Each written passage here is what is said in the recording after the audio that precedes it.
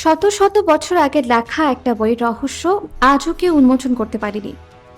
এই বইয়ের একটা লাইনও কেউ পুরোপুরি পড়তে পারেনি এখন পর্যন্ত। ভয়েনিক ম্যানুস্ক্রিপ্ট এটা শুধু একটা বই নয়, বরং ইতিহাসের সবচেয়ে বড় ধাঁধাগুলোর একটি। ভয়েনিক ম্যানুস্ক্রিপ্ট হলো পৃথিবীর সবচেয়ে রহস্যময় এবং পুরোপুরি অমীমাংসিত একটি প্রাচীন পাণ্ডুলিপি। ধারণা করা হয় এটি 1500 শতকের সময় লেখা হয়েছিল, তবে এর সঠিক উৎস, লেখক, উদ্দেশ্য আজও অজানা। কেন লেখা হয়েছিল এই বইটা, আর এই বইয়ের অর্থই বা কি? কি লেখা হয়েছিল এই বইয়ে এখন পর্যন্ত কেউ এটা আবিষ্কৃত করতে পারেনি। এমনকি বড় বড় কোডিংরাও এই বই একটা লাইনও ডিকোড করতে পারেনি।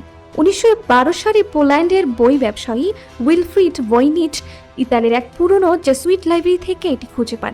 বইটি হাতে পাওয়ার পর থেকেই গবেষকরা বিস্মিত হয়ে যান, কারণ এর ভেতরে কোনো লেখাই আসলে কোনো পরিচিত ভাষার সঙ্গে মেলে না। এই পাণ্ডুলিপিতে প্রায় 286টি পৃষ্ঠা রয়েছে, যেখানে লেখা আছে সম্পূর্ণ অচেনা এক লিপি। না এটি ল্যাটিন, না গ্রিক, না আরবি, না কোনো পরিচিত ভাষার সাথে সরাসরি মিল পাওয়া যায়।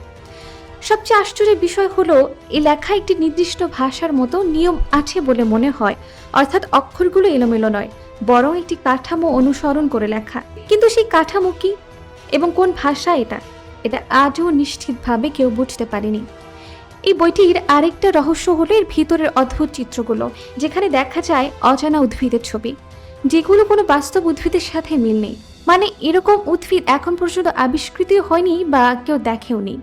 পাশাপাশি জ্যোতির্বিদ্যা সম্পর্কিত ডায়াগ্রাম, নক্ষত্র, গ্রহের মতো চিত্র এবং এমন কিছু নারীর ছবি আছে যারা পানির ট্যাঙ্ক বা পাইপের মতো কাঠামোর ভেতরে বসে সাঁতার কাটছে বলে মনে হচ্ছে। কিন্তু আসলে এইসব ছবির উদ্দেশ্য কি, সেটা আজ পর্যন্ত আবিষ্কৃত হয়নি।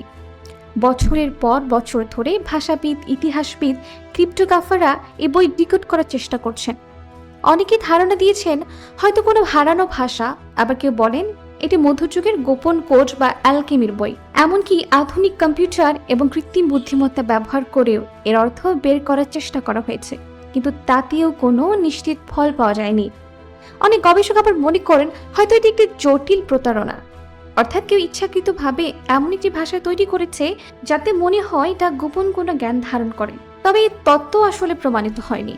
আজও ভয়েনিক ম্যানুস্ক্রিপ্ট মানব ইতিহাসের সবচেয়ে বড় রহস্যগুলোর একটি হিসেবে রয়ে গেছে। এটি এমন একটি বই যা আমরা দেখতে পারি, পৃষ্ঠা উল্টাতে পারি, কিন্তু এর অর্থ আমরা বুঝি না।